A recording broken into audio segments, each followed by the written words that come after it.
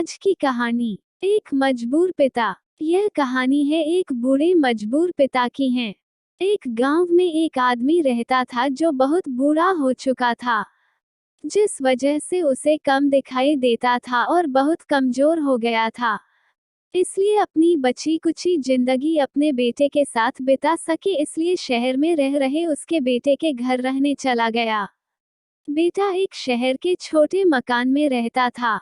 मकान तो उसका छोटा था, लेकिन उसके अंदर जो चीजें थी वह महंगी थी।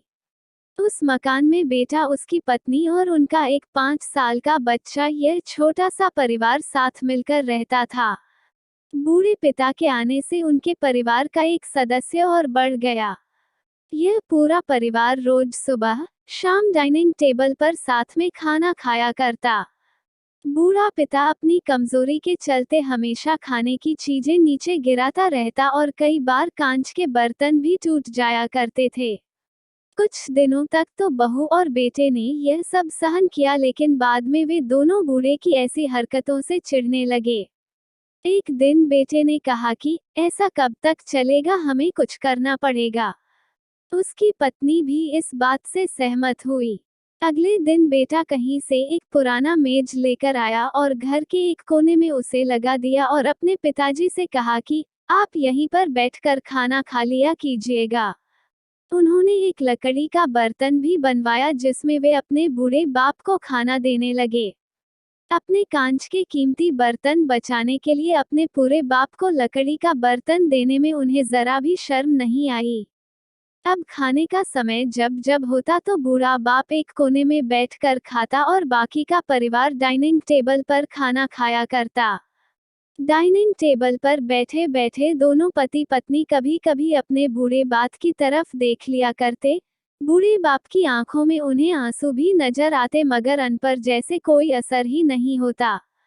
बूढ़े का पोता भी यह नजारा हमेशा देखता और वह अपने में ही खोया रहता।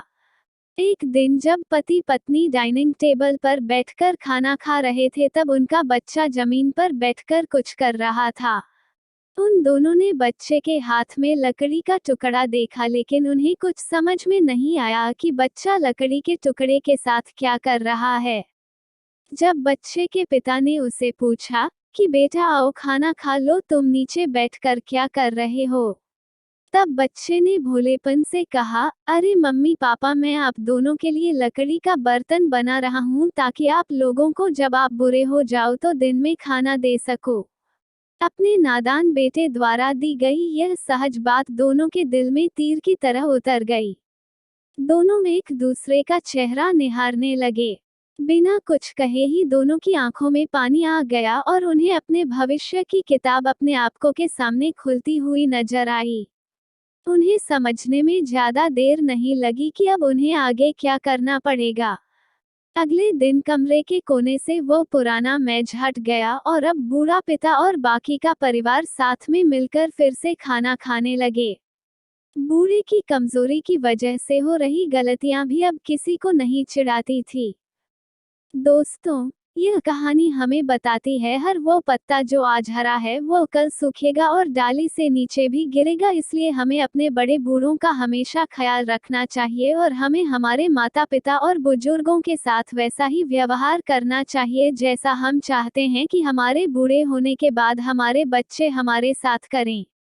दोस्तों, आपको यह हार्ट टचिंग स्टोरी कैसी लगी कमेंट करके जरूर बताइएगा। अगर अच्छी लगी तो आप अपने दोस्तों और परिवार के साथ इसे शेयर कर सकते हैं और खास करके ऐसे लोगों के साथ जरूर शेयर कीजिएगा जिनका व्यवहार बड़े बूढ़ों के तरफ अच्छा ना हो।